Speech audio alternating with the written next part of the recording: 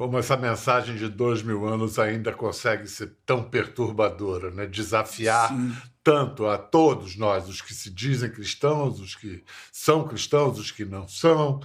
Fala pessoal, que a graça e a paz do nosso Senhor Jesus Cristo esteja com todos vocês. Seja muito bem-vindo ao canal e já se inscreve aqui, já curta esse vídeo, já comenta o que você está achando do canal, porque eu quero abençoar a sua vida. O objetivo aqui é abençoar a sua vida, não é ser o melhor canal, o maior canal, não, porque não é meu, é do Senhor o canal. Se eu estou aqui gravando, é porque Ele me permitiu, é Ele, toda honra e toda glória seja dada a Ele, não tem nada meu aqui. Hoje eu quero falar com vocês sobre algo muito sério, muito importante. Você viu o início aí, na conversa com Bial, uma das falas do Bial, cara, perturbador. Ele chamou a Bíblia de perturbadora, cara. É perturbador por quê? Porque ela não deixa você viver ao seu modo. Ela não deixa você fazer o que bem entende. Não é assim que funcionam as coisas. E o Espírito Santo está aqui na terra, sabe para quê? Para convencer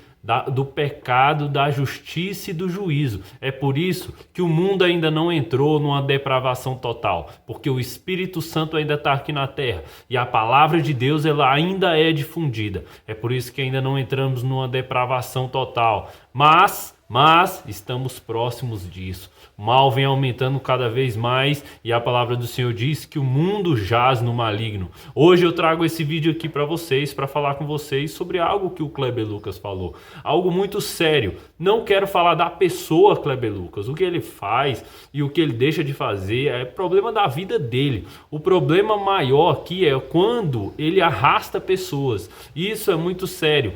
Quando ele traz muitas pessoas e ensina e mostra coisas que são inverdades ao olhar bíblico. E eu gostaria de analisar junto com vocês um pouco da fala dele e mostrar que com o passar do tempo é um perigo você não buscar a Deus, você não se consagrar a Deus e estar em constante oração e leitura da palavra. Sabe por quê? Porque você para de olhar com o olhar do Espírito Santo e você começa a olhar com os seus próprios olhos, onde o pecado não é tão pecado, onde o amor de Deus, né, que está sendo tanto pregado, ele fala só do amor, mas ele não fala do verdadeiro evangelho que Jesus deixou para nós. Vamos dar uma analisada na fala dele e aí eu venho com algumas pontuações que eu quero fazer sobre essa fala. A referência tem que ser Jesus de Nazaré, cuja mesa era uma mesa plural, cuja mensagem era uma mensagem de inclusão.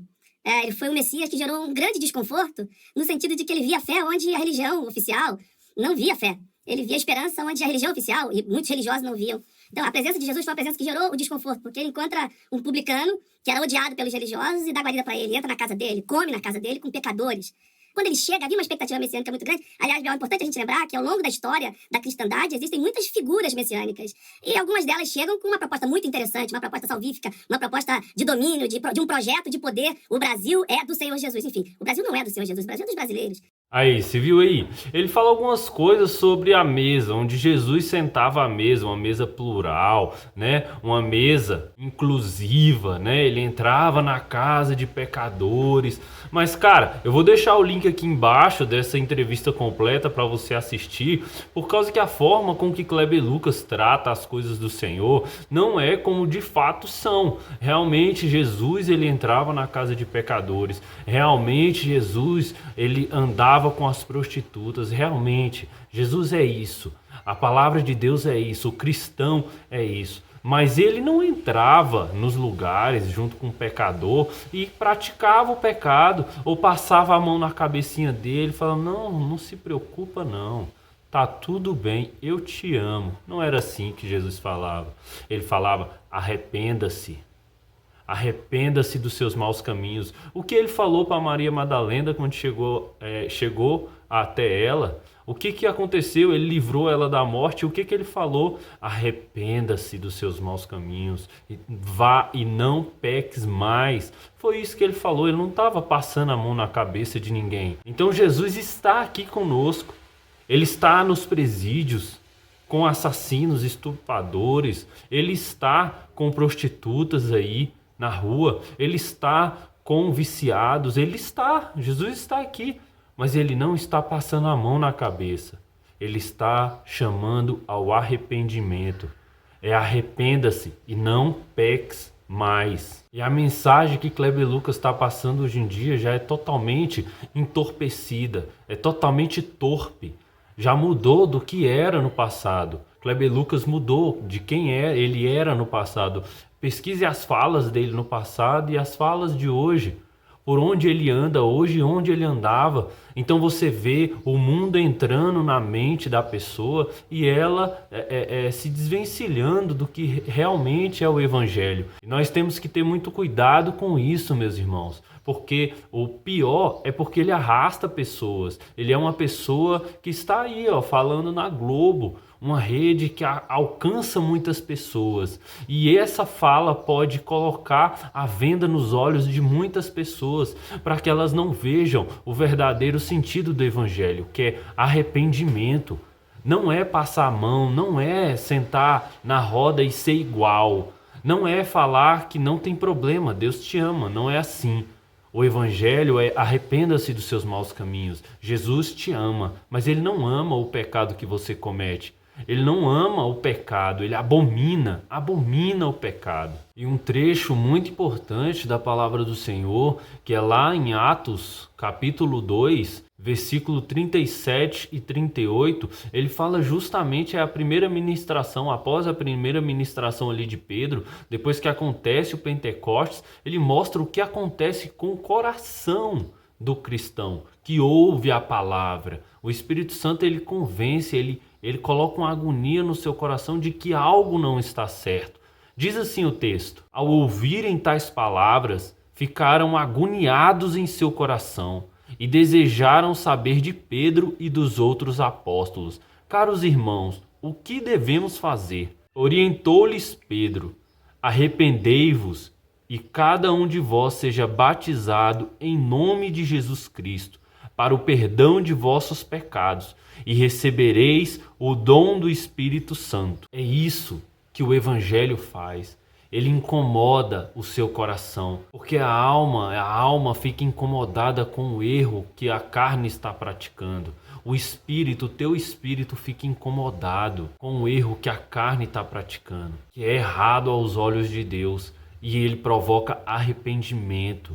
Ele provoca com que você se sinta mal e vá se arrepender. Então o perigo de um homem desse, um homem público, disseminar essas falas é muito grande, porque ele arrasta pessoas a não enxergarem o verdadeiro mal, o verdadeiro problema. Isso é muito sério. É muito sério nos dias de hoje. E na entrevista, cara, tem mais um cara com ele aí, é um adorador, um Leandro, é Leandro Gonçalves o nome dele. E ele fala que criou uma música, né? A entrevista gira em torno do que ele tá criando, da música que ele criou, que é uma música que ataca o governo porque o nome do presidente tem Messias no meio. O nome da música é Messias. E você vê como o cara perdeu completamente o foco, perdeu a visão de adorador. Deus deu o dom de adorar para ele. E o Kleber Lucas participou dessa música.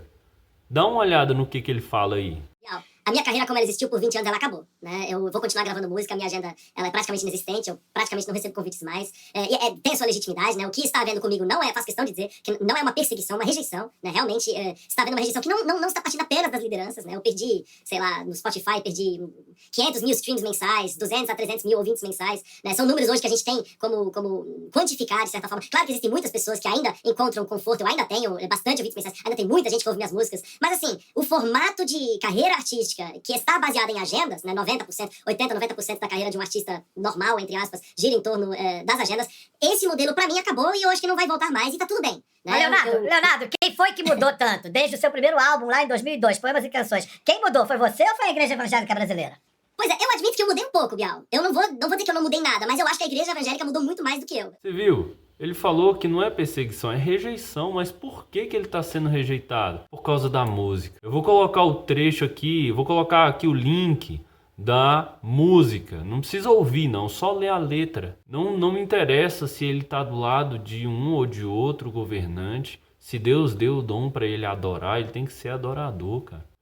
Ele tem que buscar o Espírito Santo, a revelação de um louvor para adorar a Deus. Aí você vê lá o passado também dele, do Leonardo Gonçalves, o passado dele, a letra dele, como eram músicas. Getsemane, ele vem. Então são músicas que adoram a Deus. O verdadeiro sentido do chamado dele, o chamado dele é ser adorador. Mas você vê a grande rejeição e o Bial até pergunta aí se quem mudou tanto, você ou a igreja? Aí ele fala, não, eu mudei, mas a igreja também mudou.